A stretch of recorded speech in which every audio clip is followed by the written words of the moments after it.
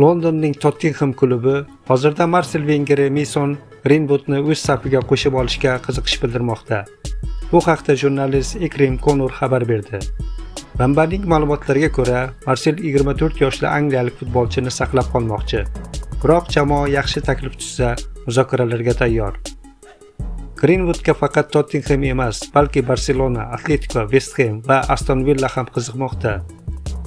Joriy mavsumda u barcha musobaqalar doirasida 12 ta o'yinda maydonga tushib, 8 ta gol urdi va 4 ta golli uzatma berdi.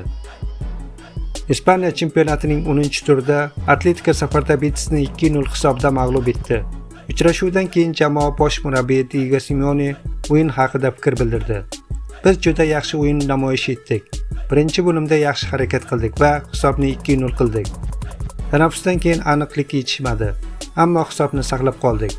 Bu g'alaba ham biz uchun ham La Liga jadvaldagi holatimiz uchun juda muhim, dedi murabbiy matbuot anjumanida. Shu tariqa Atletico 10 ta turdan keyin 19 ochko jamg'ardi va Ispaniya chempionati jadvalda 4-o'rinda bormoqda.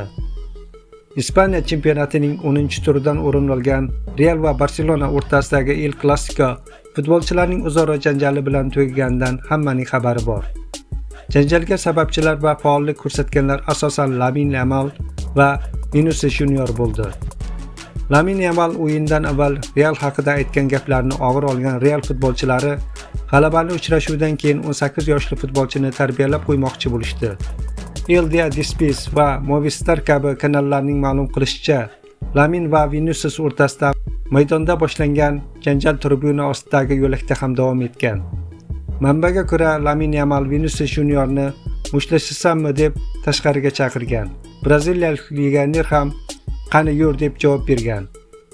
Atrofdagilar esa bu o'yinchilarni tinchlantirib, ularning urushib ketishiga yo'l qo'ymaganini aytilmoqda.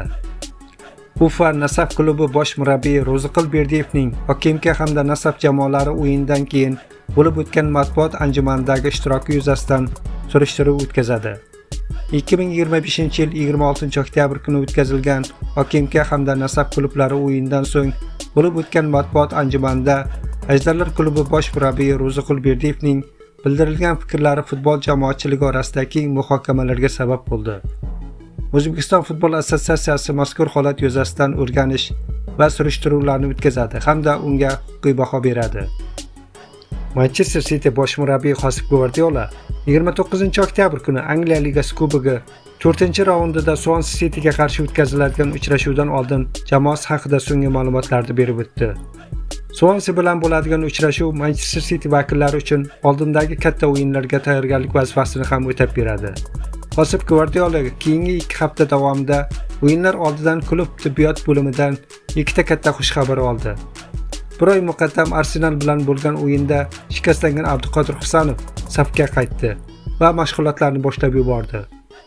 Klub shifokorlari oltin to'p sohibi Rodriga ham Swansea City bilan bo'ladigan uchrashuvga xuddi Husanov bilan bo'lgani kabi jamoaviy mashg'ulotlarga qatnashga ruxsat berdi. Guardiola birinchi bo'lib Abduqodir Husanov Swansea City bilan bir necha daqiqa o'ynashi mumkinligini mamnuniyat bilan ta'kidladi. Husanov chorshanba kuni bo'ladigan uchrashuvda bir necha daqiqa o'ynashga tayyor, dedi ispaniyalik murabbiy O'zbekistonlik legioner haqida fikr bildirib.